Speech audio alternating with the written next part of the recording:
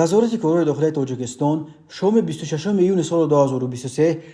با نشر یک مراجعتنامه به نفرانی که به جنایت آدمربایی نسبت شهروند اسمت الله شورت عبدالغفارویچ معاون رئیس اوریون بانک دست دادند پیشنهاد کردند که اگر اختیارا شخص گروگان را آزاد نموده به مقامات حفظ حقوق حاضر شده به گناه خود اقرار شوند،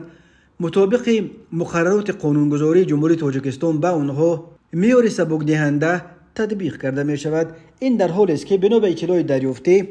با گذشت 4 روز از ربوده شدن شورت اسمت الله مقامات تا کنون او و آنهایی را که این بانکدار شناخته را ربودند پیدا نکردند. وزارت کارهای داخلی قبلا خبر داد که شام 23 ایون سال 2023 تقریبا ساعت 22 دقیقه در کوچه زکریای روزی نوی اسماعیل سامونی شهر دوشنبه شهروند اسمت الله شورت عبدالغفارویچ معاون رئیس اوریون بانک از جانب گروه متشکل جنایتی عبارت از 4 نفر با استفاده از قوه جسمانی دستگیر کرده شده به داخل واسطه نقلیات تمغه خونده صنعت رقم قید دولتیش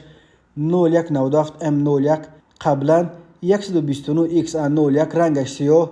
مجبورا سوار کردند و از جای حادثه با خسیر خیابان رودکی محله خوجنبی های بالا حرکت نموده از نزد بازار کوشانیان به حدود محله لوچوب گذشته غیب زدند. در رابطه با این حادثه با اتهام آدمربایی پرونده جنایتی گشودند